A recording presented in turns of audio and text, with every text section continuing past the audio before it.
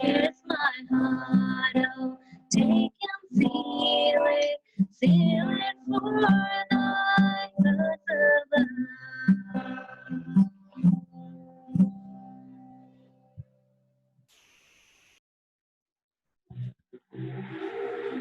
Thank you, Brother Samuel and Phoebe, for that beautiful song. Now, before we get into the message, for those who do not know Jose Matthew Uncle, Jose Matthew Uncle is an evangelist who is preaching and teaching the ministry, and he is currently in the Mangalore Christian Assembly. And we are so happy and we're so glad, Uncle, to have you in our midst today. And we have you for the next 3 days. We're so happy for that. And and praise God for that. And if any of you have any doubts as such or any sort of clarifications regarding the topic, once you can either message me or you can message Uncle through the Zoom chat. And hopefully, once the meeting is done, we can Uncle can clarify your doubts. So over to you, Uncle.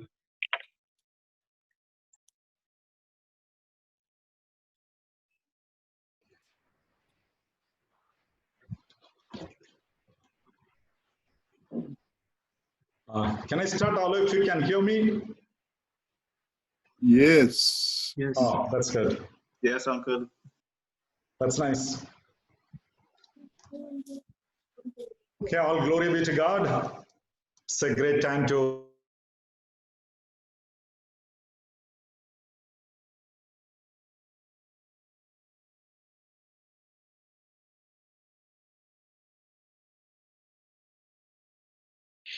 Uncle, your voice is muted. I have titled my talk as The Mandate for Christian Marriage. The Mandate for Christian Marriage. It's a very vital topic, very especially relevant to the young people. The way it was going, I knew many wouldn't be able to join. It's already 100 people and saturated. I already started getting messages from some of my friends saying that we are not able to log in. I do not know how to help them at this moment, but those of you already have logged in. I definitely believe it's the Lord's will. I see also there are several seniors who have joined. Probably these talks will be helpful for you in counseling and helping many young people who come to you with various queries regarding marriage. And there are also a large number of young people who have desirously joined this meeting. I trust you also will be able to take a right decision regarding your marriage and the future plans of your life by being exposed to this talk during these 3 days. As I said, the topic that I have taken is Mandate for Christian Marriage. Initially, to begin, let me just read one verse from the book of Psalms as a key reference. Psalm 68 and verse 6. It says, God sets the solitary in families. Let me just leave it there. God sets the solitary in families. Marriage is something that is very exciting when it happens. Marriage is a dream of many. It's an incident for some and a history to others. It's a desire for some, a nightmare for others. Many people have encountered and faced marriage in various ways. If you look right from the beginning, the ideas about marriage, the methods and the modes of getting into the married life is changing, has changed, and if the Lord's coming tarries, it will change a lot. I may not be wrong if I say the ideas have drifted a lot from the fundamental biblical principles that the Bible talks about. But I just want to clarify very basically with a reason. It's only a one-time happening in your life. And if you go wrong in your decisions, then you have to face the consequences of it for the rest of your lives. And that is why when we talk about marriage, it's very serious. You just cannot kid with it. You cannot think of it change once you get logged into it. If you choose a wrong job, when you realize you have done something wrong, you can change your job. If you wear a wrong dress, when you realize it's wrong, you can change your dress. If you build a house in a wrong place, when you realize you can change the place. But if you end up marrying a wrong person in your life, even if you realize this was not right, there is no alternative. The Bible doesn't give us a scope even to think about that. And that's the reason I'm saying we need to be quite serious and very careful in making these choices in our lives. Fantasies and illusions about marriage has misguided mankind a lot. Movies, medias have influenced the mind of man to a great deal. There are many medias, there are many stories, novels, movies, serials, all these things. It makes a slow impact on the thinking pattern on man's brain, man's mind regarding marriage. But I just want to emphasize here, the truth is, it is a reality that we need to face. Marriage and married life is not as easy as we see a story in a movie or something that is depicted in a novel or a story. It needs preparation, it needs commitment, it needs boldness, it needs vision. And it's a great deal if you really think about marriage. At the same time, when we talk about marriage, marriage is not a complication which no one can understand. At the same time, it is not too simple that anyone can despise it also. There's definite plans, specific plans that God has laid and given to mankind. And if we understand the right perspective of it, it all will go well. But if we go wrong in understanding the very concept of marriage, as the Bible presents, as the scripture says, we definitely will end up paying a big price for it. There are many verses that the Bible speaks about the marriage, and I don't think there is any other authentic record or authority regarding marriage and family than the Bible, because Bible talks about the beginning of marriage, how it originated, the purpose behind it, who began it, who started it. All these things are well explained in the Word of God. So it is not just a question of culture, it is not just a question of convenience. It is something that the Bible talks about and emphasizes. I just want to read a verse here from the book of Proverbs chapter 12 and verse 4. Proverbs chapter 12 and verse 4. An excellent wife is the crown of her husband, but she who causes shame is like rottenness in his bones. Now listen carefully to the statement that is mentioned here in the book of Proverbs. An excellent wife is the crown of her husband, but she who causes shame is like rottenness in his bones. I'm not going to expound or explain that particular verse that I read here, but all that I want to say here is, when you think of marriage and enter into marriage, there are always two chances. One is you may be crowned, the other is you may be put to shame. It all depends how you work out on that. And that's the reason we take so much of initiative in understanding these topics as the Bible explains. There are many cultures, many traditions that are involved with marriage, even in finding a partner in marriage. Even if you think the biblical methods and the things that have been spoken about the marriage, there are a lot of culture and cultural issues involved with it. Now, I'm not going to highlight on that, but the true principles on the overall understanding of the scriptures, what does the Bible talk about it? Is marriage good? There is no doubt marriage is good if one has the right thinking or has the right perspective about it. When I put this word good to the area of marriage, I have biblical reasons to say that. I already said it is God who instituted marriage. It is God who brought in the whole idea of marriage. That is what we see in the order of creation.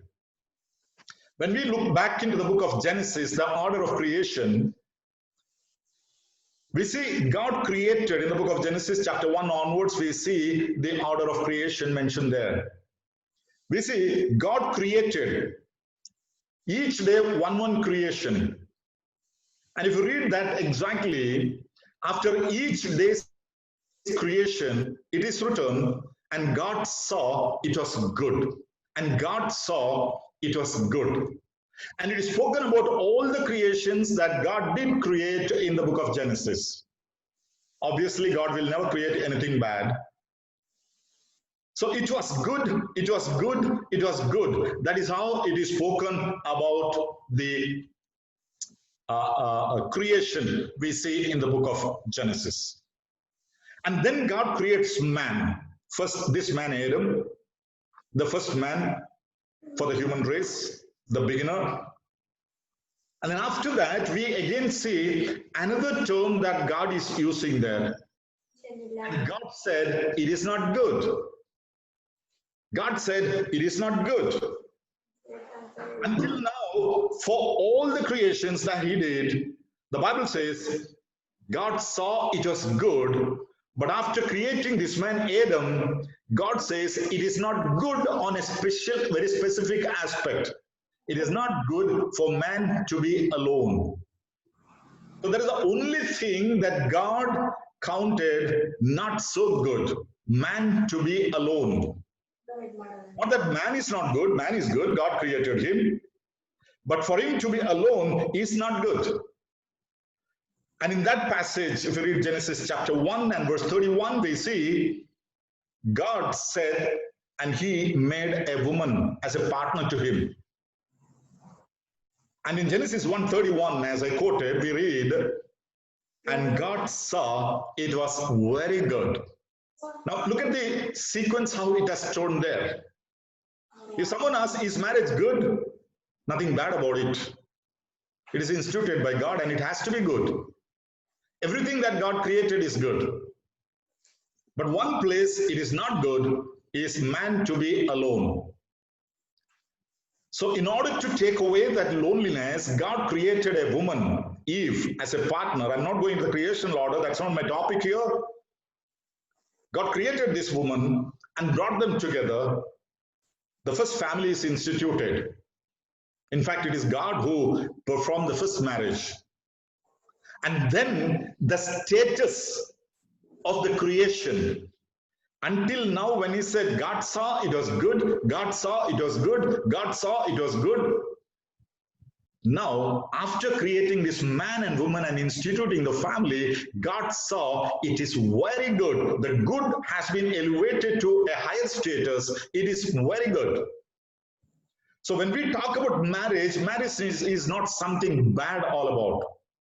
It's good, it's very good, and God affirms that it is good. The reason why we say it is good and it is still good, because it is instituted by God. Marriage is the institution of God. And if it is God's institution, it is governed by God's law, and that is where the man today has gone away or slipped away from the main line. God instituted marriage and governed it by God's law, but man has bypassed God's law and made his own laws. And today, if we see marriage in many places, it is man-made laws that binds, that governs, that leads, that dominates many families. To a certain extent, even many Christian families for that matter. Because man has replaced the law of God and replaced it by the man-made laws, we see strange and abominable practices that has crept into the marriage or the families in the modern days. Everything is not worthy to be spoken in public. The way things are happening in families, the way people are choosing their partners, the way people are living, we see a lot of abominable things that is happening because man pushed his own laws into the areas of marriage. Wrong things have been justified.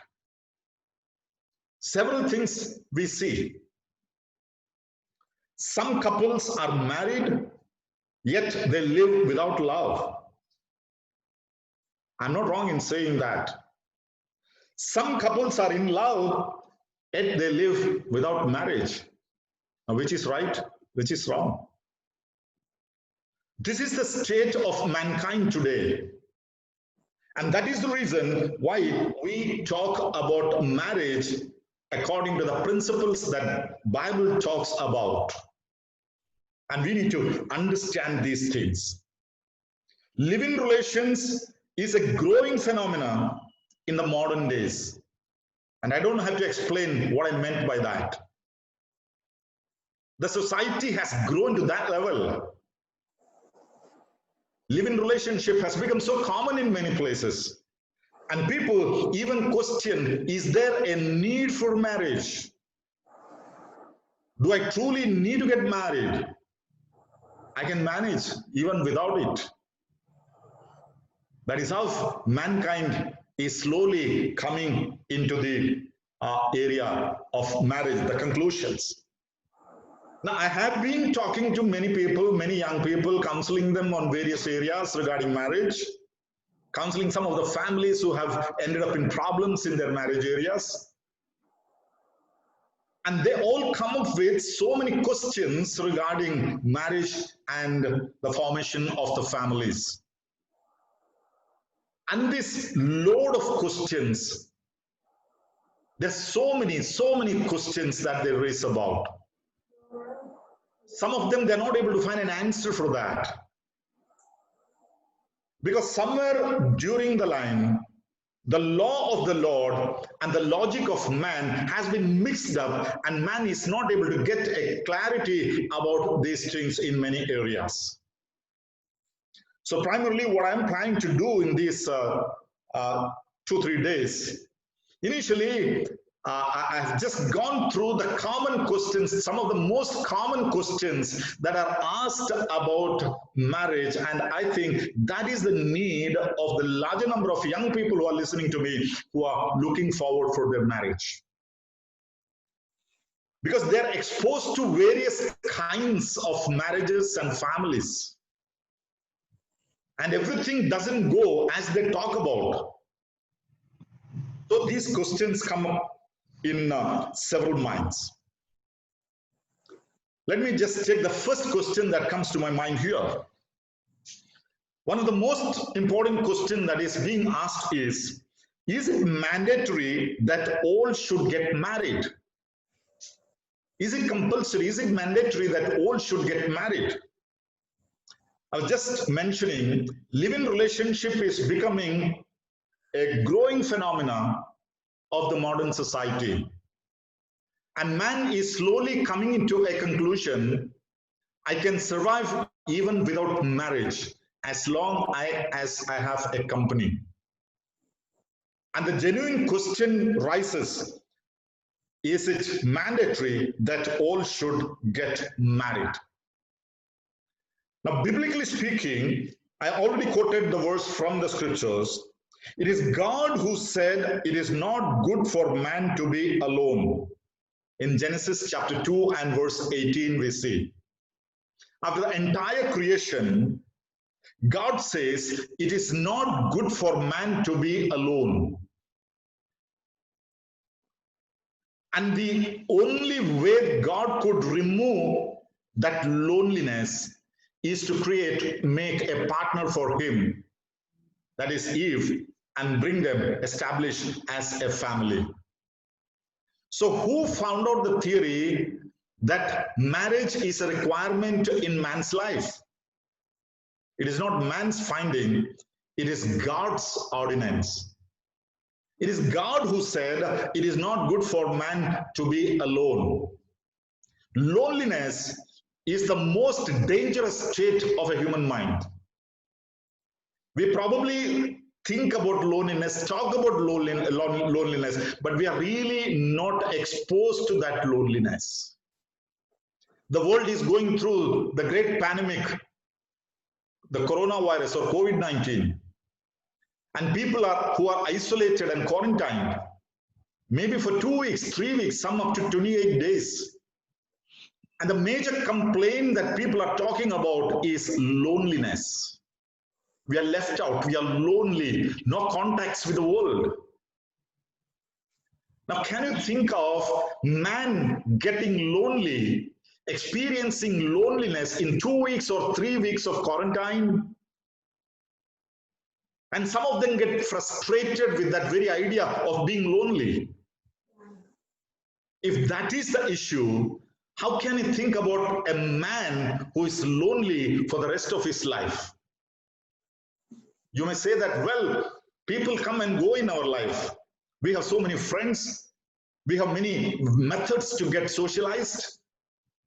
But let me tell you, all these people come and go, but to be a constant companion to a person, it is only the created companion that God has intended for you. And that is why, according to God, a marriage is intended there. When God said it is not good for man to be alone, no one dared to ask God, why isn't it good? There are many reasons. Obviously, it was only Adam there.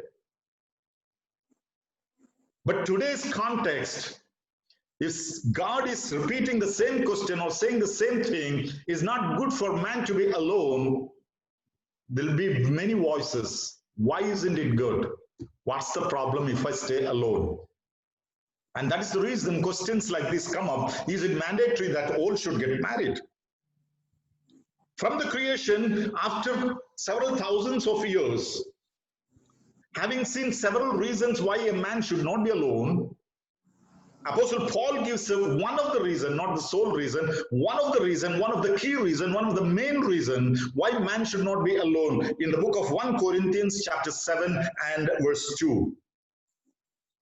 Here he says, nevertheless, because of sexual immorality, let each man have his own wife, and let each woman have her own husband. Now look at the phrase that Paul is using there. Let each have his own wife. Let each have her own husband. That own wife and own husband. To take away the loneliness, Paul does not use a phrase like, let each man have a woman, let each woman have a man. No, that is not the phrase. There's a vast difference in saying a woman and a wife, or a man and a husband. It's entirely two different things. If you go back to the early history of creation in the book of Genesis, what do we read there? I'm not going back into all those verses. You can refer it later. Man and his wife, he created them male and female, and then they were brought together. And then when we come, man and his wife, this is the phrase that has been used. It is not just man and a woman. So in order to remove the loneliness in man's life, it is not sufficient for a man and a woman to be together or anything else like that. It has to be a wife or a husband. So, is it mandatory to be married? Yes, the Bible says so. Unless God very specifically reveals his specific will to few people, the general will of God is that every man and woman should get married. That is a general will of God. And the Bible so clearly explains how this worked right from the beginning. God has a purpose in creating each individual. None of us, none of you are the part of a mass creation. We are not the factory production. We are independent creations of God, the skill of his fingers. That's how we understand in the book of Ephesians chapter 2 and verse 10, you are his workmanship. If you try to explain or understand the meaning of that word workmanship, it is not a factory product, it is the exhibition or the manifestation of the skill of the workman. And that's the reason I want to say here, each man is the skill of God's hand, independent, individual creation. And each one of you are created with specific purpose. And in creation itself, God has intended whether you be married. And in the general will of God. That's the reason I said, if at all God wills that a person should remain unmarried, it may be a fraction of decimal of the total population of the world. Because if marriage was not happening, the whole system wouldn't sustain on earth. God has a plan for the earth. And that plan is being fulfilled through individuals who enter into families, and through families, children are born and they inhabit the earth, and God's plan on the earth is being fulfilled by this. So, unless specifically revealed by God, each one should prepare himself. Yes, it's God's will and God's plan for me to be married. So you just cannot ignore this factor when you are of a marriageable age. Even parents cannot hold their children back from getting married when they are of a marriageable age, unless you very specifically find out from God that it is God's special will, which is very rare. It is not at all general, and that's the reason I don't take time to speak on that particular aspect here. So, is it necessary or is it mandatory that all should be married? Yes, in the general will of God. God wants man to be married, enter into a family. That is well understood from the scriptures. Let me come to the second question that is often arising when we think about family. Is premarital counseling important? Is premarital counseling important? Nowadays we see premarital counsel has become a order of the day. And some of the mainline Christian churches have made it so mandatory that anyone getting married through the church must pass through this premarital counseling sessions. Maybe the older generation and the present generation, there's a lot of difference in their outlook, in their understanding about marriage, in the very concept of marriage. But in the modern days, when we are living in an information age, well, there are all the chances that we can go wrong. There are many ideas that has come about in marriage. But compared to a generation maybe 50 years back, 100 years back, maybe there is no much choices. There is only one single system. Things went on going like that. But today it is not like that. We are exposed. You're exposed to cultures. You're exposed to traditions. You're exposed to systems. And there are all the chances that you can go wrong if there is no proper counseling that is taking place in the area of marriage. One verse that comes to my mind from Proverbs chapter 1, verse 4 and 5. Proverbs chapter 1, verse 4 and 5 says, to give prudence to the simple, to the young man knowledge and discretion. A wise man will hear the increased learning. A wise man will hear and increase learning, and a man of understanding will attain wise counsel. So, listening to counseling is the mark of wisdom. That is what the Bible talks about. Further, in the book of Proverbs, in chapter 11 and verse 14, we read, where there is no counsel, the people fall. But in the multitude of counselors, there is safety. Understand this verse. Counseling is not only when you choose your career. Counseling is not only when you invest your money somewhere. Counseling is not only when you're choosing the course that you're going to join. All those things has alternatives. If counseling helps mankind, let me tell you, it cannot help a man more than the area of marriage. Because as already mentioning, there are all the chances. If you go wrong, you are ruining your life. You are putting your life into a mess. So premarital counseling, though it is not a mandatory element given in the scriptures in a single verse, we have enough and more reasonings where the Bible says, in the multitude of counselors, there is safety. And let me tell you, if you listen to the messages, if you go through the counseling, if you understand God's wisdom, take the counseling of God, before taking a decision regarding your marriage, you are safer. Because in the multitude of counselors, there is safety. Premarital counseling has become more professional in modern days.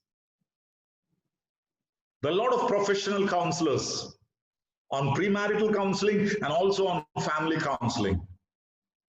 But there is a lot of difference between the secular system of counseling and the Christian system of counseling on marriage. And I would definitely say, if you have a psychological problem, you may go to a psychiatrist, but then when you truly think of a marriage as a Christian, you definitely need to take the Bible into confidence. And your counselor must be a person who respects the Bible, who gives an importance to the Bible. So extra caution is needed in marriage because premarital counseling helps them to take the right decision. As I said, this is a one-time happening in life. You take the counseling of 10 of your friends and buy a motor car, and tomorrow you realize, I don't need it, I'm not happy with it, you can sell it and go for another one. The other day, just I was hearing about one of the leading doctors in the city. And I was just surprised to hear this guy did his engineering. He went to the United States, had his own job there, but he was not very happy. He realized that is not the field for him. He quits that and comes back to India, did his medicine, did his post-graduation, and is a known doctor here. This happens in mankind. If you take any wrong decision, even through counseling, if you realize you have gone wrong, you can change it. But when it comes to the question of marriage, you are trapped in it. You cannot come out of it. And that is why we are again and again, time and again emphasizing, take the multitude of counseling before you make a decision regarding your marriage. No matter from how many people you take the counseling, It will be never excessive when you think about a marriage counseling. But in all your counseling, Bible must be the basis for all Christian counseling. There's no alternative, because Bible is the fundamental record, the manual. It talks about the origin of marriage, the institution of marriage, the law of marriage. So when you go to a counselor and take counseling, it's more important that the person who counsels you has to be a man who goes with the Bible. And being a counselor, you have to be submissive to the counseling that is given to you. But when I talk about the counseling, I always give a caution to my young friends. Don't ever get trapped in the hands of a wrong counselor. When I say Christian counselors, I don't speak in terms of religion. Christianity is viewed as a religion, and you may find many Christian counselors. No, I'm not talking about that. A man need not be a good counselor just because of the fact that he preaches well.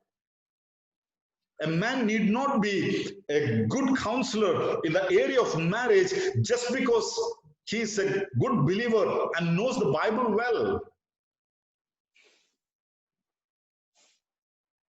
A man does not become a good counselor just because he has some degrees or diplomas in counseling. So you've got to be very choosy, extra careful in choosing a counselor before you go to a person. The moment you realize the counseling comes to me apart from the law of the Lord, that is the Bible, then you are not bound by it in any way. But let me tell you, is premarital counseling needed, required? But the Bible says, by the multitude of counselors, there is safety, and you are safe. The more safety measures you take, the more safer you are. So it is needed according to the Bible. Let me go to the third question that creeps up into my mind here. Probably this is one of the questions that comes into the hearts of many young people in these days. Love marriage or arranged marriage, which is biblical? Love marriage or arranged marriage, which is biblical? Now, these two terminologies, love marriage and arranged marriage, is a common term that we hear today even among Christians. The modern generation, the moment you see a young couple, they are just married, the first question obviously they ask is love marriage? No, arranged marriage. Arranged marriage? No, love marriage.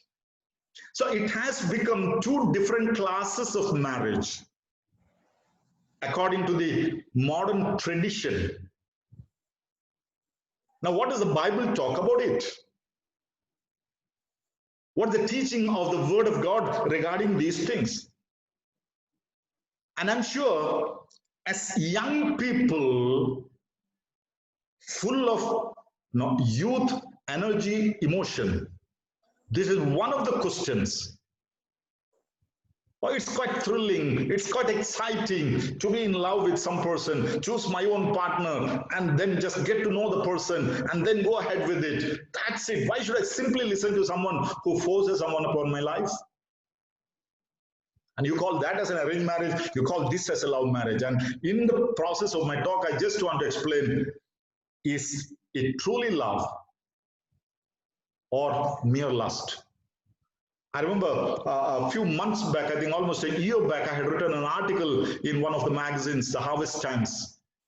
Love marriage, truly love or lust? If anyone of you have read that, you'll have some idea of what I'm trying to explain here. So the question coming is, love marriage or arranged marriage, what does the Bible say? Now, the Bible speaks about marriage It's whole and absolute in itself. It does not classify it as love marriage or arranged marriage. The Bible says marriage. We have classified it for some reason. Now, many a time we take some examples from the scriptures. Unfortunately, we do not have many examples of an arranged marriage in the scriptures. We only read in simple terminologies, and they were married.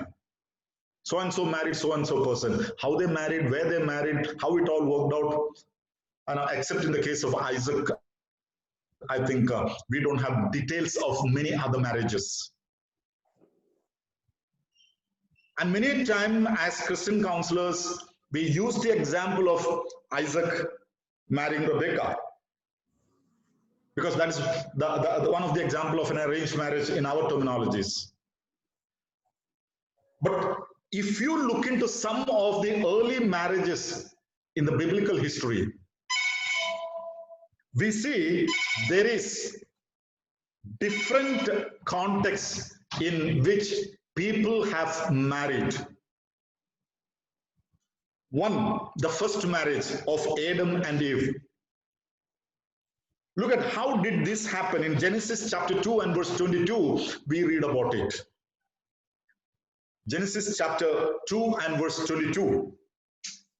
Adam and Eve. It is a marriage in the creational order of God. You can't call it as a love marriage. I don't know whether it will really come in the category of the arranged marriage also. God directly brought them together in his sovereign plan. And this will not repeat in any way. Now don't just keep waiting upon the Lord. Lord, I'm just sitting in my room and waiting upon you. You create a new person altogether and bring and give to me. No, that is not going to repeat. That's a part of the creation of God. But that marriage was valid and God has accepted it. And they become the first parents for the entire human race. No doubt about it. So in this, God laid fundamental principles of marriage are included. Many things we can pick up from that. I'm not going into those principles here owing to lack of time. Let me come to a second example.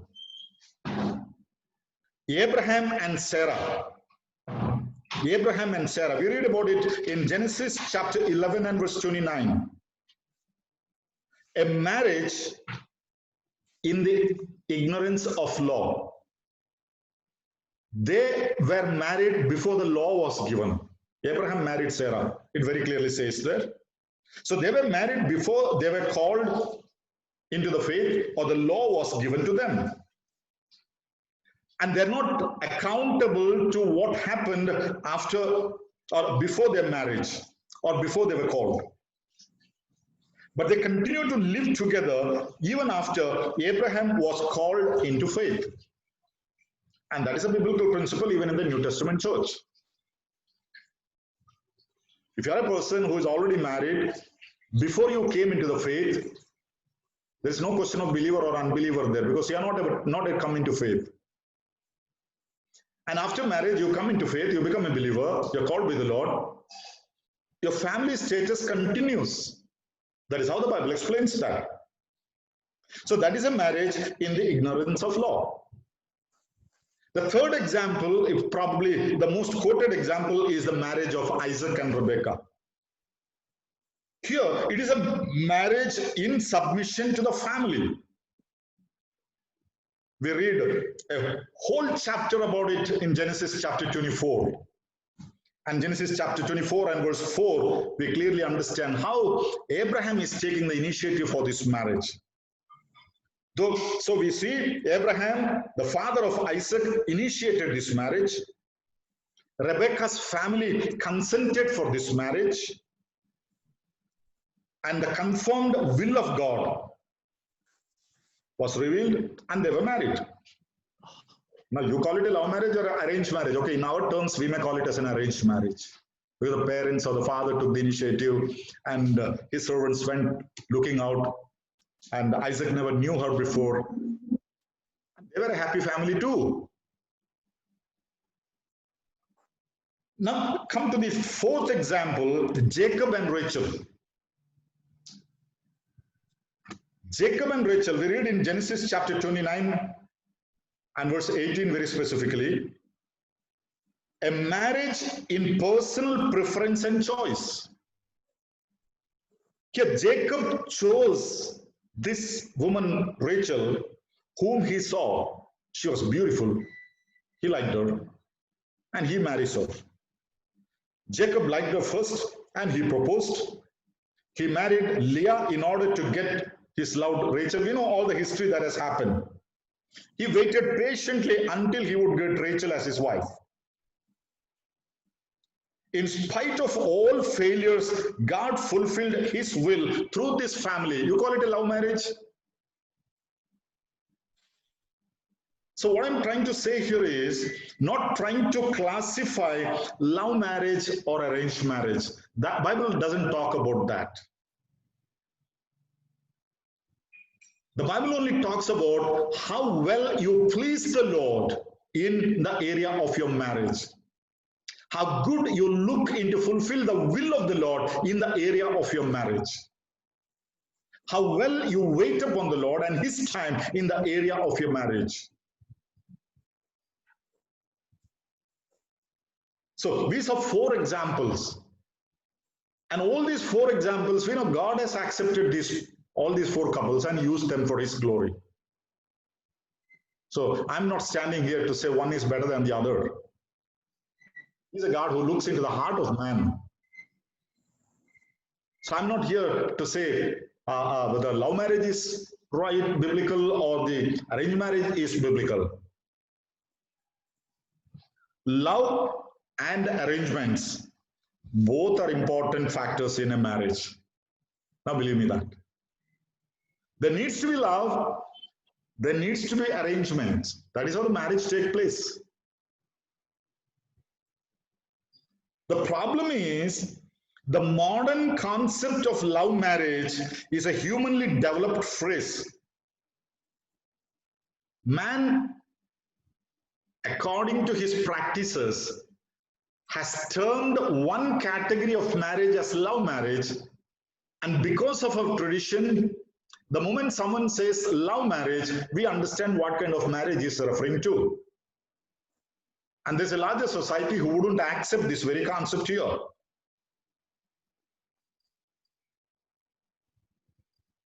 So when we generally say love marriage, what do you mean by that terminology love makes a big difference. What does the Bible talk about that? One of the most important factors that we need to understand here, love and lust must be distinguished. These are not one and the same. And I want to emphatically say here, a large number of the so-called love marriage, the term love that has been used there is mere lust and not love, because Bible explains what is love.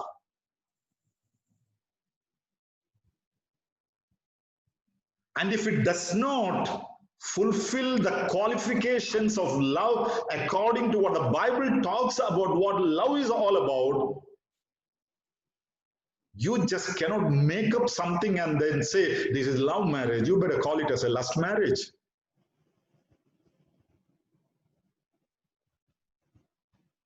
So the most important factor is, what do you understand? What do you mean by that terminology love? Because love has become one of the most misunderstood terms in human life today. It is losing its importance. It is losing the true meaning. The Bible speaks a lot about love. 1 Corinthians chapter 13, verse 4 to 7, if you read, there we see Apostle Paul is recording the various qualities of love. He has spoken it in a different context, but these verses, 1 Corinthians 13, 4 to 7, he gives various qualities of love. what love does not do. There is no selfishness involved in it. That is how the Bible explains about love here. So if you try to compare 1 Corinthians chapter 13 verse 4 to 7, apart from that, love is, for God so loved the world. Jesus says, I have loved you as the Father has loved you. Again, he says, love one another. There are many areas the word love has been used in the New Testament. And the meaning of that very word is misrepresented just to the manifestation of lust. That is where man has gone wrong. The true love is immersed somewhere in the depth of the ocean of lust that you cannot even find or really think or understand the true meaning of it in any way. So if you say, is love marriage wrong? Is arranged marriage right? I have nothing to classify like that and say. But you need to make clear what you mean when you say love marriage. You're talking in the secular viewpoint or in the biblical viewpoint. That makes the difference in understanding that. Where love is replaced by lust, listen to that statement again. Where love is replaced by lust, sex becomes the sole binding factor. I'm not harsh in saying this. Everything is rotating around that three-letter word, sex. Because lust is dominating, love has disappeared. If that is the criteria you're looking for, if that is the sole thing in which you are looking for satisfaction in your life from marriage, my friend, let me tell you, you have gone wrong in the concept. We come across so many tragic stories. Even after marriage, the families have been separated. Divorces happen. They're not able to get along together. And the most common and the easy reasoning everyone or most often many of them quote is that we are not satisfied physically. That three-letter word sex, we are not satisfied in that.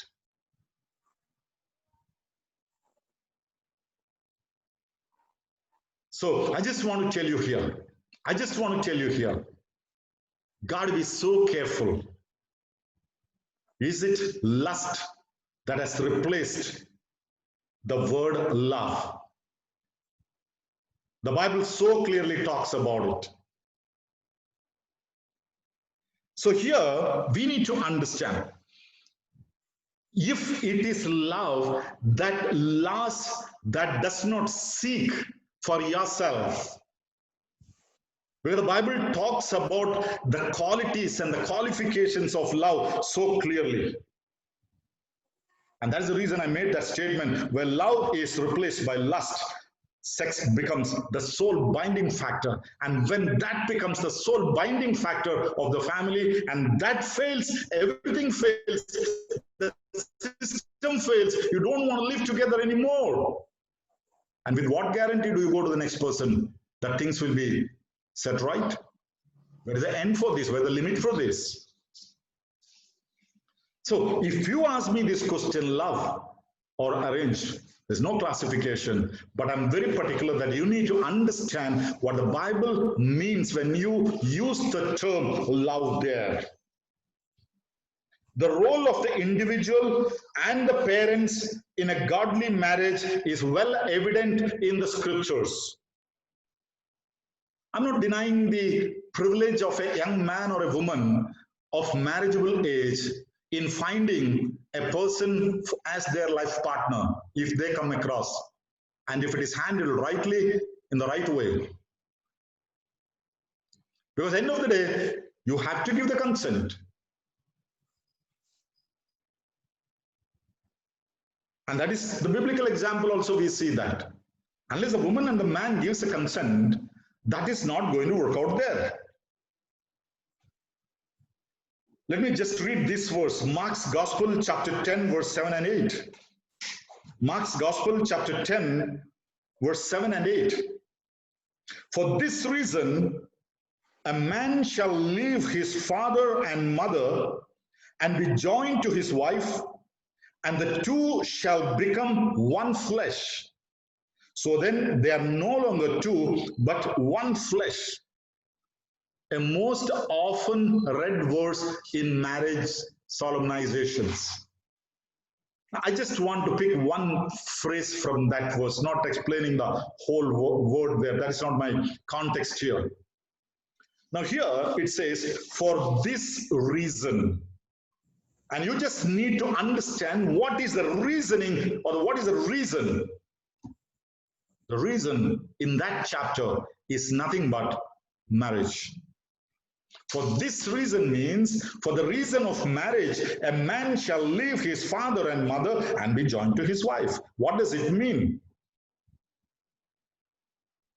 Until you join your own family, you are not leaving your father and mother.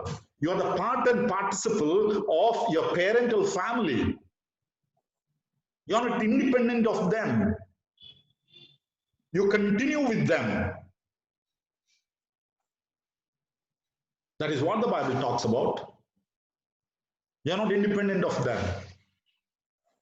So when we talk about marriage, we definitely say, now the role of the parents is not out of place there. Because until that day, it is not that one fine morning you just go out and you find somebody, okay, this is ideal for me. Come on, you walk on the road, you find $100 bill fallen on the ground. You pick it, oh, I got it, it's valuable, it's mine. You walk on the beach side, you find a finely polished stone. Oh, it is beautiful, I like it, I'm taking it. That's fine. But one fine day, you find a boy or a girl looking handsome or beautiful, and you say, that's mine. No, that cannot go well.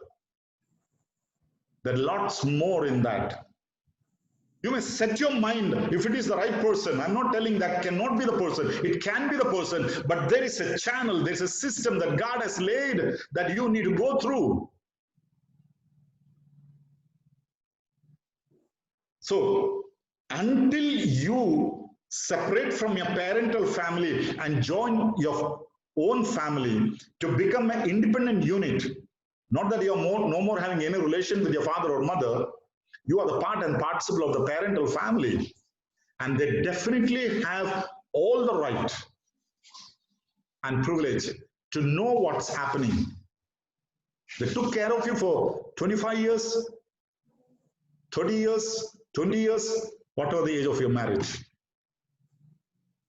If they had all the privilege of enjoying you, and you had all the privilege of enjoying their provisions, their love, their company, everything, you were the part of that family, do they not have the privilege at least to know what is happening with my children? So don't just ignore them, whether it's love marriage or arranged marriage. If you understand the term love properly in the scriptural way, you will know what it speaks all about. The reason is marriage there. Now I want to tell here, the point of marriage is a crucial turning point in one's life. The point of marriage is a crucial turning point in one's life. Don't make it too simple. Don't think it's just like anything else in my life. It's not that casual. When it comes to the question of the point of marriage of a man or a woman, it's a crucial turning point in your life because you're going to have an entirely changed setup of life.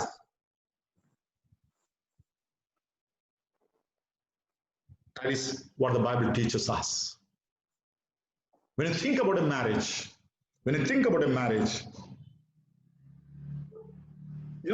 the freedom to choose one's own life partner in the biblical perspective stands good. If you're a marriageable age, and your parents are looking out a companion for you, maybe some of your relatives are looking. In the process, you also know that I need a partner. Sometimes your parents find, they come and tell you. Sometimes you come across someone, you come and tell the parents. I don't say there's anything wrong in that, but then don't keep things by yourself. If you feel guilty about certain things, that means everything is not that all right. Because this is a crucial turning point in your life. When you consider a marriage, there is a going out and a coming in involved in it. Somebody is going out from your family to be an independent family. As long as the parents are concerned, that's a great matter. At the same time, somebody is coming into your family.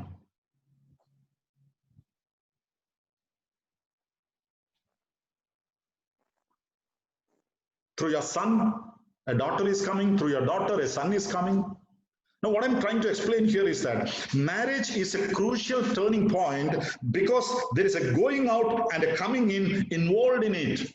And you just cannot rule out the possibility of it or their role in it.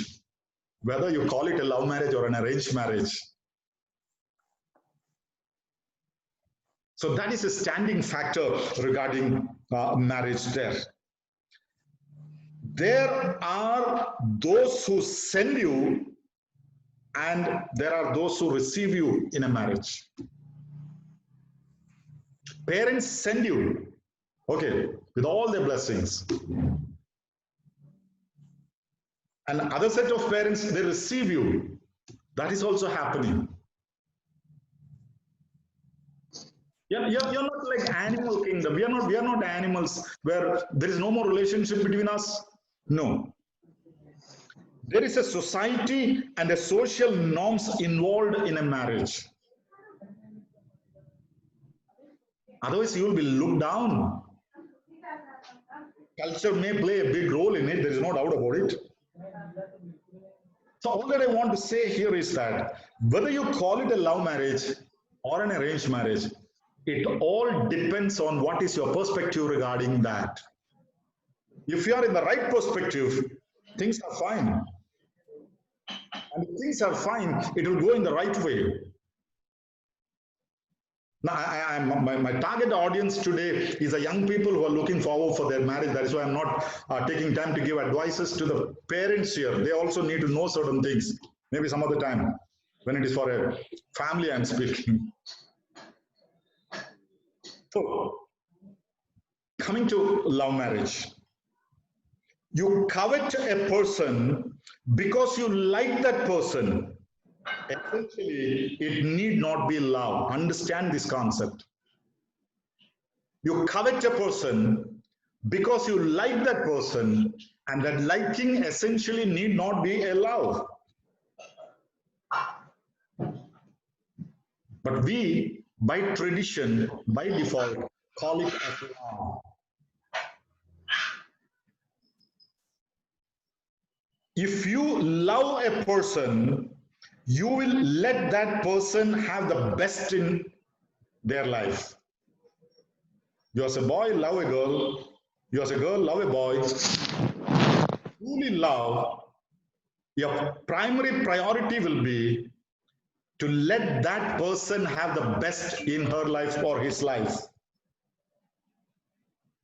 And here is where you have to, am I the best person for that person? On what criteria do you decide upon that?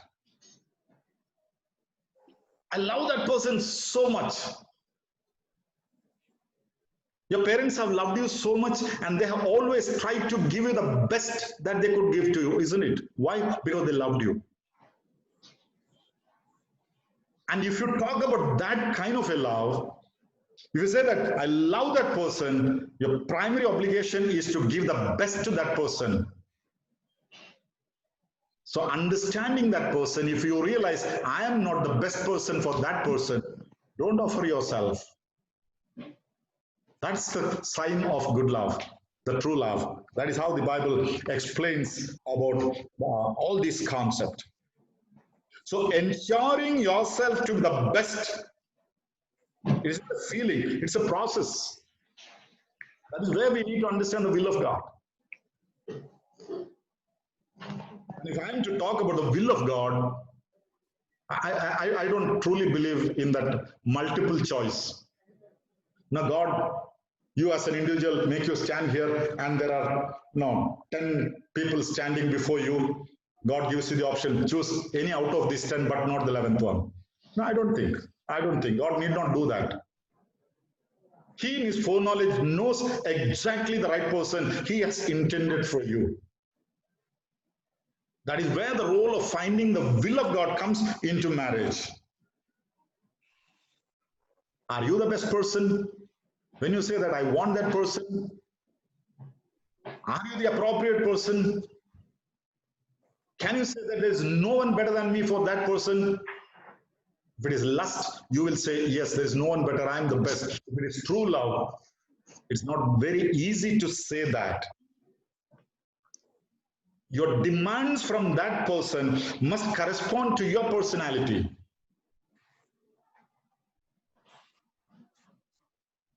Your conscience tells who you are. If your conscience says that I'm a used person, I'm a second-hand person, I'm a defiled person, but I want an original, I want a new one, I want a first one. What is that Adamant nature? Human mistakes can happen in anybody's life. But then we got to be so careful about these things. So when it comes to the question of love marriage or arranged marriage, there is no classification like that. But let your love be reflected in what you give to your beloved. If you truly love, you will give only the best. And if you realize I'm not the best, you will withdraw yourself from that person. So you got to ensure that. You got to ensure that. There's a lot more involved in this concept. But it's so precious once you enter into a family. That's why I said it needs a lot of thinking. It needs a lot of prayer. It needs a lot of preparation. Not very easy. So let me conclude my words here. We'll continue this tomorrow. There are many more questions that comes into the hearts of many. God bless you. Any questions, you can send it to John Philip, and I may be able to cover it. Otherwise, I have my own set of questions here. God bless. Thank you.